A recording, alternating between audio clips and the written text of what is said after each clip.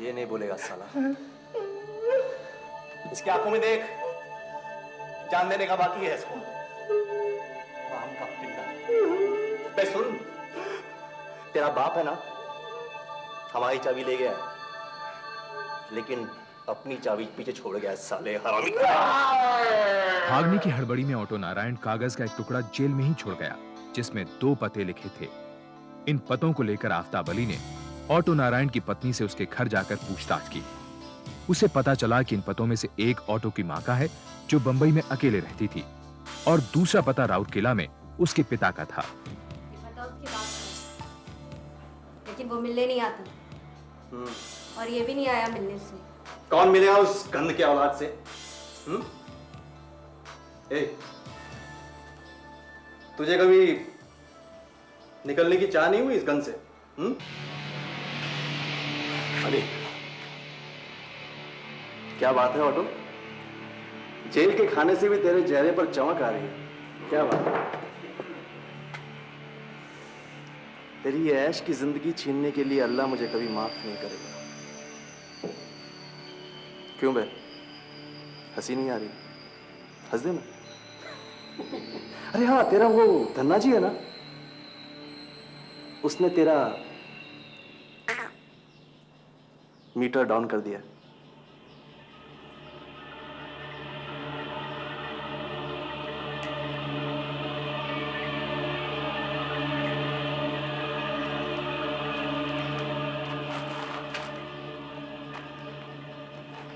You are finished,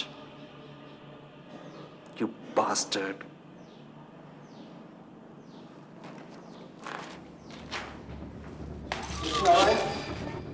हम राष्ट्रीय times से आए हैं और इस केस के बारे में आपसे बात करना चाहते हैं। नमस्ते।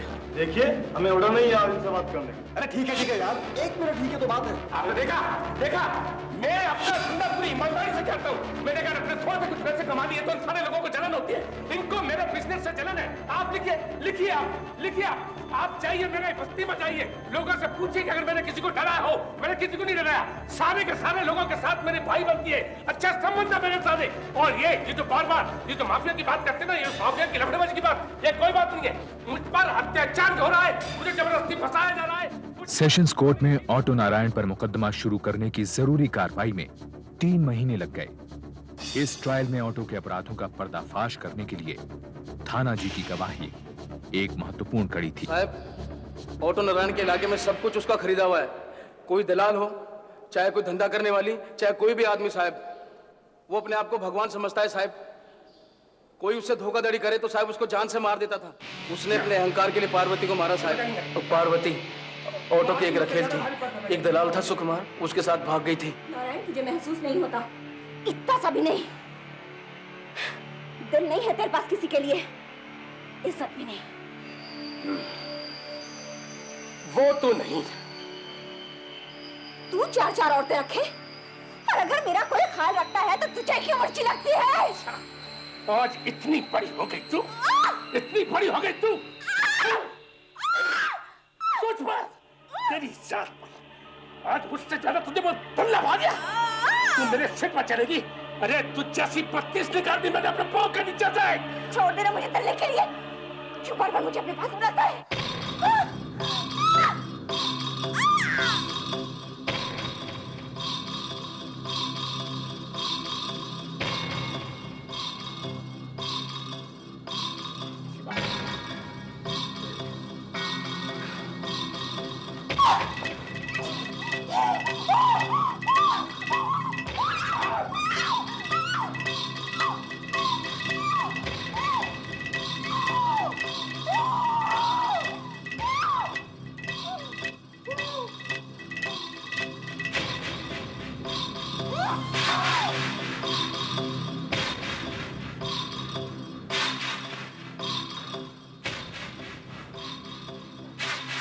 सबको साला और भाई मिलता है।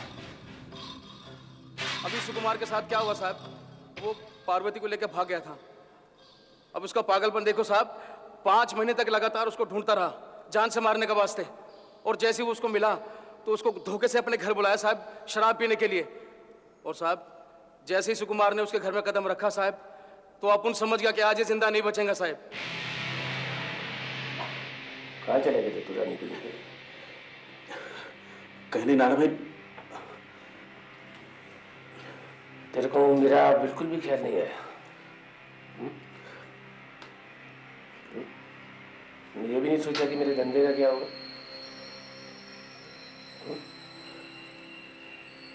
ऐसे तो कोई भी इधर उधर जाने लगा तो मेरे धंधे का क्या होगा? कहाँ गए? कौन कौन था तेरे साथ? कौन कौन था तेरे साथ? देख देख इस कुत्ते की जबान को कैसी गांठ लग गई है। कैसी गांठ लग गई इस कुत्ते की जबान को।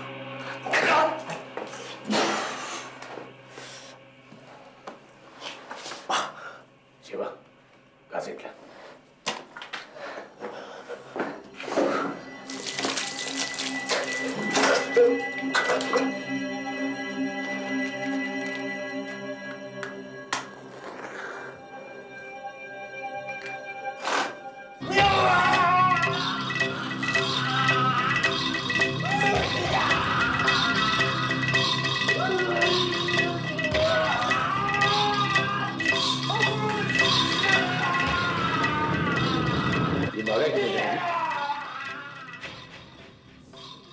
सरकार, ऑटो ने सुकुमार के दोस्त राजा को भी नहीं छोड़ा सरकार।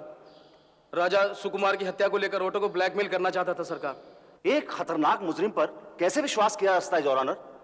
ये मेरे क्लाइंट के खिलाफ साजिश है। लेकिन भेंडे की ये दलील थानाजी के बयान के सामने बहुत कमजोर थी। फिर भी इस केस को और मजबूत करने के लिए थानाजी की स्टेटमेंट को और गवाहियों के सहारे की जरूरत थी।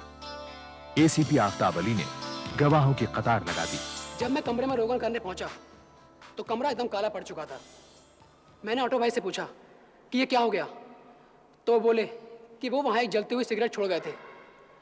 लेकिन मुझे क्या पता था कि सुकुमार भाई को जलाया जा चुका था। देखो ना साहब, ऑटो ने मुझे कैसे सिगरेट से जलाया था, ये तो कुछ भी नहीं।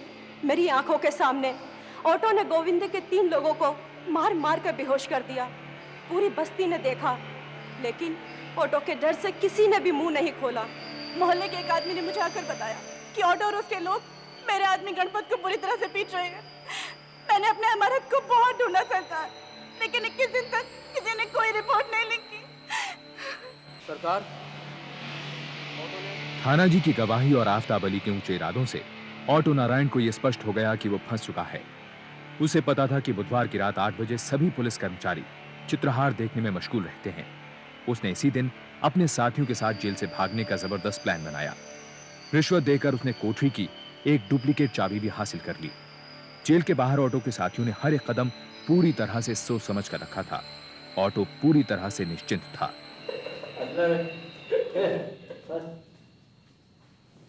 देख, अब मैं तुझे दिखाता हूं। ये है वो जयदारा, है ना टॉप की हीरोइन। पता है, अपना सीन बड़ा दिखाने के लिए पेडिंग करती है। क्या बात है? तेरी कसम, इसकी सबसे पहले पेडिंग मैंने करी थी। जरा टाइम रखना, ध्यान का। बात तो सही कह रहे हैं। 15-20 मिनट बचे। ओए जोसेफ, तू क्यों नहीं चलता भाई? है? क्यों नहीं चलता तू? तू यहाँ रह करके क्या करेगा? तुझे चलना नहीं है बाहर? मेरा किस्मत ही ऐसा है भाई, किसी को कोठरी में रहना पड़ेगा ना, नहीं तो उनको शक हो जाएगा, सारा प्लान बिगड़ जाएगा। आप जल्दी चलो भाई, बहुत कम टाइम है। ठीक है।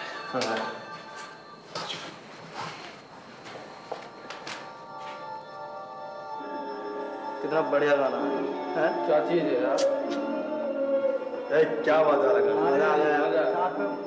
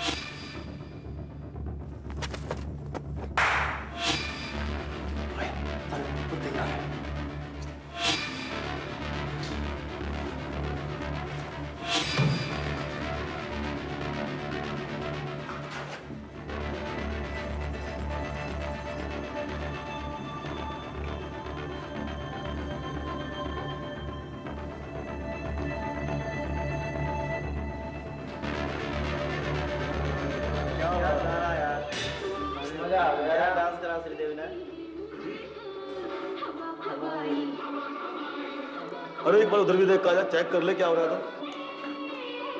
क्या डांस करा यार श्रीदेव ने, मजा आ रहा है। हाँ सब ठीक है ना? हाँ सब ठीक है।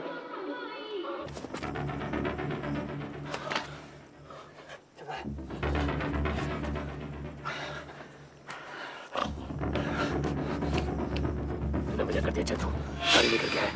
उधर खड़ी है। और पैसे ये लो, जितने तुमने बोला था पूरे। मैं अपनी बहन सीता को भी ले आया हूँ। बहुत अच्छा किया भाई अपना ध्यान रखना। हाँ ठीक है, तू भी अपना ख्याल रखना, ऐसे दिखाना चाहते कि तू मेरी घर वाली, ठीक है? इसका ख्याल रखना भाई, मैं मिलने आऊंगा। हाँ। क्या हो रहा था यहाँ पे? हाँ क्या हो रहा था यहाँ पे? उस आदमी ने जेल की चाबी पैदा कर ली कहीं से, कपड़े और रस्सी का बंदोबस्त कर लिया, चलता बना। ये उसका जेल नहीं, साला बाप का बगीचा है। साला चित्रहार, चित्रहार, जूतों का हार पहना के सबको साला। ये कहाँ मिला तेरे को? कहाँ मिला तेरे को? हाँ साले को सब पता होगा।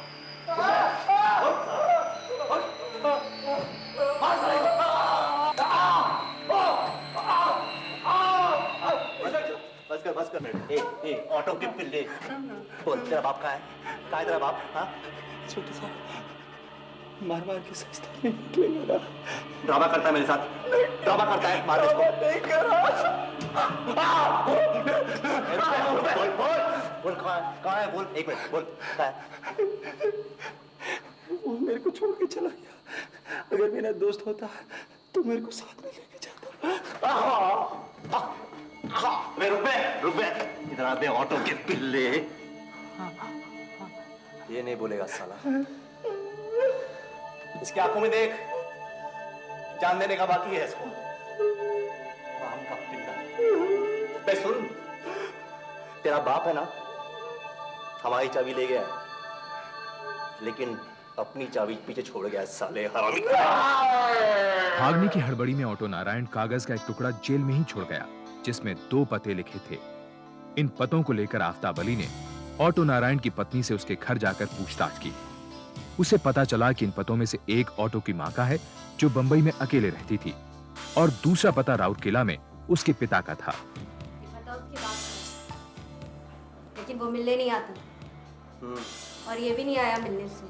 कौन मिलेगा उस गंद के औलाद से?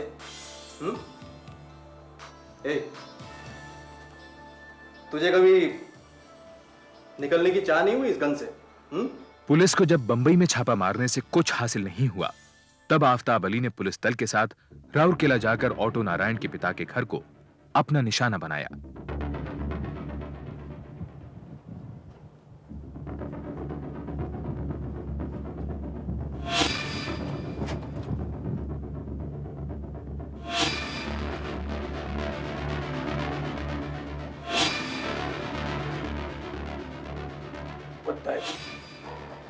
एक दिन कमिश्नर बनेगा। लगता है तेरे को ऑटो से बहुत प्यार हो गया। आराम के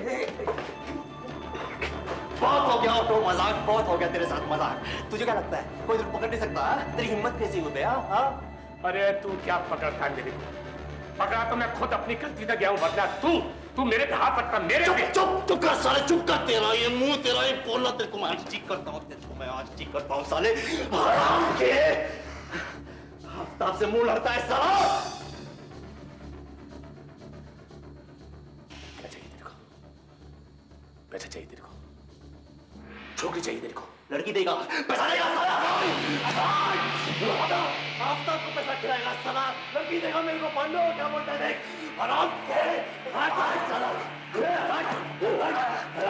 आराम के पिल्ले। अखबारों में ऑटो की गिरफ्तारी की खबरें उछलने लगीं। दूसरी तरफ शिवा को भी पकड़ लिया गया। 6 महीनों के बाद बंबई सेशंस कोर्ट ने ऑटो नारायण, जोसेफ और शिवा को फांसी की सजा सुनाई। बड़ी बड़ी बातें किया करते थे साले। जितने भी ये बड़े बड़े ओहदे वाले मेरे दोस्त थे ना, साले सब मुंह मोड़ के बैठ गए। ये कमिश्नर, इसके नए घर के लिए 6 लाख रुपए की चंदन की लकड़ी बेची थी मैंने। और वो हीरोइन, वो कौन सी फिल्म थी पता नहीं, उसकी सिल्वर जुबली की एक पार्टी के लिए मेरे घर का इस्तेमाल हुआ था, मेरे घर का। और आज मुंह तक देखने के लिए नहीं आई मेरा। तुमको रही होगी उनकी आस। अपुन को तो पहले ही पता था, अपुन की मदद के लिए कोई नहीं आएगा। एक बात बता बेटे, अगर मैं प्रेस वालों को कोई खास बातें बताऊं और उसे छापने को तैयार हो जाए तो उससे कुछ फायदा होगा? क्यों नहीं होगा, जरूर होगा। देखो ऑटो, जब तुम्हारे दोस्तों के अपने सर पर आ पड़ेगी ना, तो हो सकता है वो तुम्हारी मदद के लिए दौड़े चले हैं।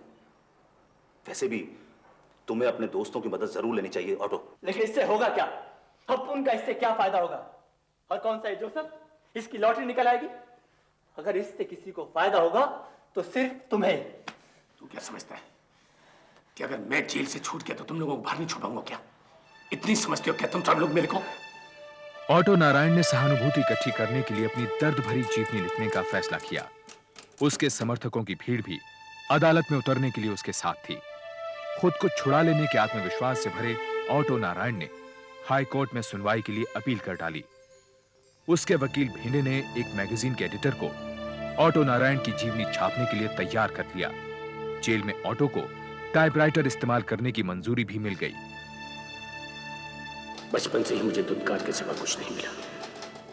मेरी मां और उसकी हरकतें मेरी समझ के बाहर थी। उसका हर तीसरे दिन किसी नए मर्द के साथ होना मुझे शक और सवालों से अंदर ही अंदर झुलसाने लगा। लोग कहते थे कि मेरी मां वेश्या है, तो उनकी बातें मेरे कानों में तेजाब की तरह चुभती थी। मोहल्ले के मेरे साथ के बच्चे हर रोज मुझे मेरे नए बाप का नाम आकर बताते थे। एक बच्चा जो अपनी मां के बदचलन होने की वजह से जार जार था, मेरा बाप कौन है, इस बात ने जिस बच्चे के पूरे बचपन को घुटन से भर दिया हो। सवाल इस बात का है कि उसे मुजरिम बनाया किसने, और इसका सीधा सच्चा जवाब है, उसे मुजरिम बनाया हमारे इस समाज ने। योर लॉर्डशिप, ऑटो नारायण को फांसी के तख्ते पर चढ़ाए जाने से पहले मेरी कोर्ट से दरख्वास्त है कि समाज की उन ऊंची हस्तियों, मिनिस्टर्स, सरकारी अफसरों को भी फांसी के तख्ते पर चढ़ाया जाना चाहिए जिन्होंने कभी ना कभी किसी ना किसी रूप में ऑटो नारायण के गैर कानूनी धंधों में उसकी मदद की या उससे साठ-गांठ की। ऑटो की जीवनी को 3 भागों में छापा गया, जिसमें उसके राजनेताओं के साथ संपर्कों का भी ब्यौरा था, लेकिन उसे जल्द ही दबा दिया गया। हाईकोर्ट ने मामले की सुनवाई के बाद ऑटो नारायण की अपील को ठुकरा दिया और साथ ही उसके, जोसेफ और शिवा के फांसी के आदेश भी जारी कर दिए। ऑटो नारायण ने सुप्रीम कोर्ट में अपनी फांसी के विरुद्ध एक अपील दायर की। सुप्रीम कोर्ट ने ऑटो और जोसेफ की फांसी की सजा को बरकरार रखा, लेकिन शिवा की फांसी को आजीवन कारावास में बदल दिया। ये ले, पढ़ ले। राष्ट्रपति ने भी तेरी अर्जी को ठुकरा दिया। तू कहता था ना तेरे बहुत दोस्त हैं, कोई भी नहीं आया मेरी मदद की।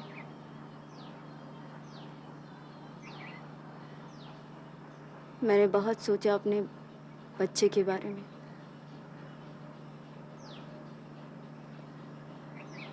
मैंने क्रिश्चियन मिशनरी में भर्ती ले ली है। कुछ तो जून सुधरेगी मेरे बच्चे की, पढ़ लिख जाएगा, कुछ बन जाएगा। यहाँ तो जीना हराम किया हुआ है उसका सब लोगों ने।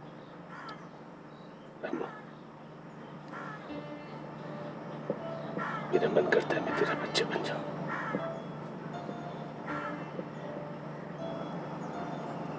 तो एक बाइबल भेजेगी मुझे पढ़ने को। हे ईश्वर, मुझ पर करुणा करो।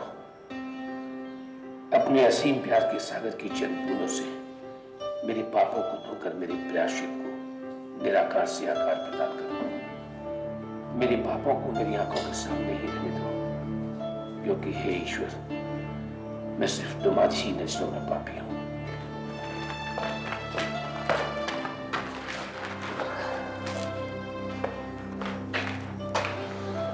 मैंने अनजाने में तुम्हारे विश्वास को ठेस पहुंचाई है, क्योंकि मैं जानता हूं मैं पापी हूं, मैं पापी हूं, मैं पापी हूं।